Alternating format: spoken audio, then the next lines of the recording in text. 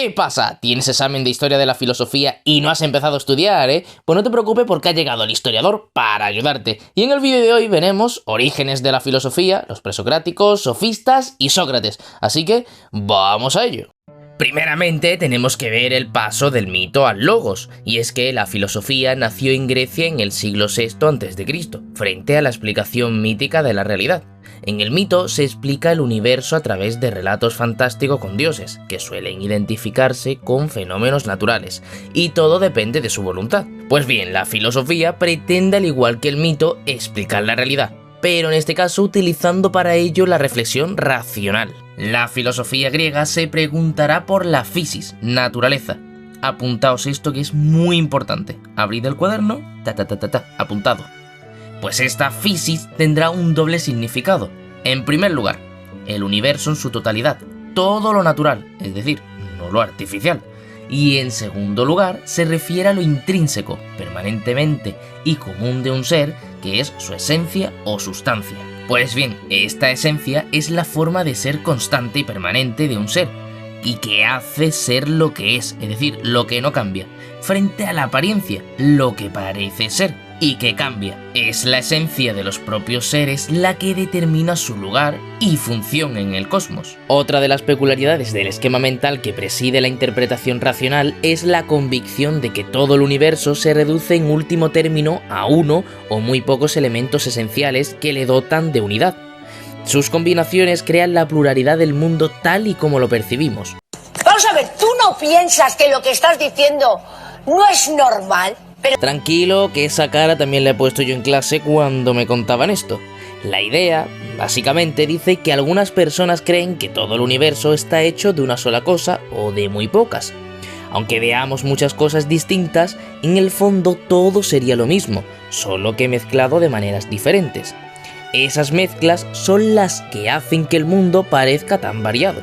Ya solo por haber cambiado la cara, por entenderlo, deberías suscribirte, darle me gusta y compartirlo con tus amigos para que sepan que por fin has encontrado un vídeo donde lo entiendas a la perfección. Pero bueno, vamos a seguir porque aquí queda tela. Y ahora vamos con los filósofos presocráticos, que de estos habéis escuchado muchísimo seguro. Los primeros pensadores griegos, siglo VI-V a.C., los presocráticos o físicos, se preguntaron por el arjé, el principio esencial y originario de la naturaleza. Este se entiende en un doble sentido. Primero, como aquello que existía al principio y del cual surgió todo, y segundo, como el sustrato último de lo real, lo que todos los seres tienen en común y que garantizan la unidad de la naturaleza. Podemos clasificar a los presocráticos según el tipo de solución que dieron, como monistas, dualistas o pluralistas. Vamos allá con el primer grupito, los monistas, que afirman un único arjé. Tampoco es muy complicado de adivinar, Tales de Mileto decía que era el agua. Anaximandro, el apeirón, que es lo indeterminado. Anaxímenes, el aire, por condensación y rarefacción.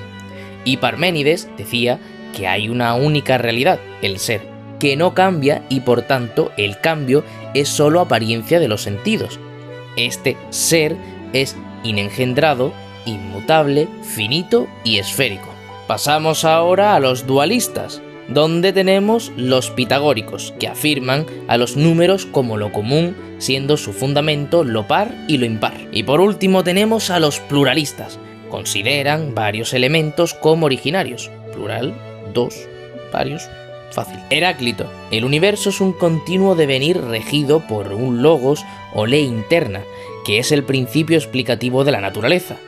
La lucha dialéctica de contrarios. La dialéctica mantiene un equilibrio dinámico de las tensiones, creándose así la unidad armónica de la naturaleza. Venga que te lo explico para que tú lo entiendas mejor. El universo nunca está quieto, siempre está cambiando. Ese cambio no es caótico, no es por la cara, sino que sigue una ley interna. Las cosas funcionan porque los opuestos luchan entre sí, es decir, día, noche, frío, calor.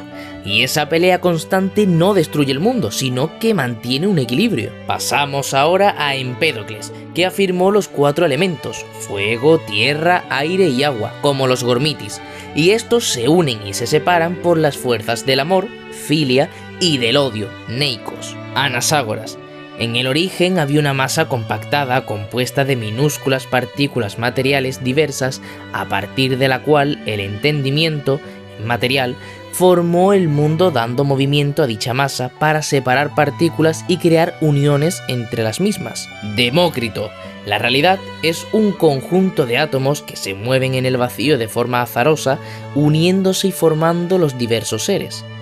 Vale, ya dejamos a este grupito de 3 ahí apartados. Ahora seguimos con los sofistas y Sócrates. A partir del siglo V a.C., el interés de la filosofía cambia hacia el ser humano y los problemas del conocimiento y la moral. Surgen así dos corrientes enfrentadas, los sofistas y Sócrates. El Madrid y el Barça. Pues igual, en los sofistas tenemos a dos, Protágoras y Gorgias. Estos estudian el ser humano. Ante la diversidad de las teorías cosmológicas surgirá una actitud escéptica: si hay verdad sobre la realidad, no es posible conocerla, o relativista: no hay verdad absoluta, sino que ésta depende siempre del sujeto. Para los sofistas, la realidad no es expresable de manera objetiva o universal mediante el logos, y no hay objetividad. Toda verdad es relativa al sujeto, y todas las ideas morales, las leyes e instituciones políticas son convencionales. ¿Qué? Aquí lo importante es que te sepas que hay dos grupos: escépticos, relativistas. Escépticos: aunque existe una verdad sobre la realidad, no podemos conocerla.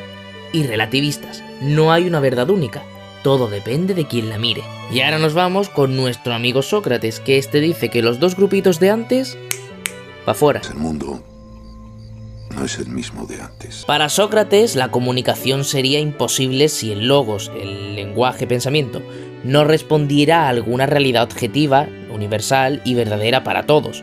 Para ello, afirma la existencia de la verdad, el bien, la virtud, de forma absoluta, no relativa, que se expresa en las definiciones o conceptos de los objetos estudiados. Sócrates parte siempre del reconocimiento de su ignorancia, la famosa frase «solo sé que no sé nada», irónico y negador de los prejuicios, pero para luego aplicar con el diálogo el método de la mayéutica. Apuntaos esto 100%. Esto es preguntar al interlocutor para, primero, anular sus opiniones infundadas y después, obligándolo a reflexionar racionalmente, hacer posible que llegue él mismo a la verdad.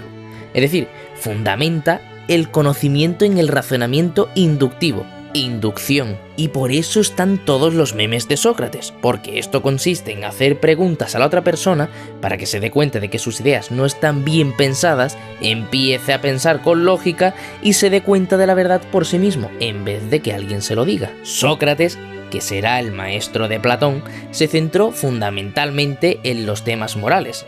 Defendió el intelectualismo moral. Lo bueno moralmente es aquello que nos lleva a la felicidad y nadie hace algo conscientemente que le vaya a hacer infeliz. Por lo tanto, el sabio siempre hará el bien, mientras que quien obra el mal lo hará por ignorancia, negando así la culpa moral, pues el vicio es el producto de una falta del conocimiento. Y con esto me despido. Espero que todo os haya quedado más que clarito y que me aprobéis el examen, porque cuando yo estaba en vuestro sitio también ponía esas caras que me estáis poniendo. Así que, como siempre os digo, nos vemos en el próximo vídeo. ¡Adiós!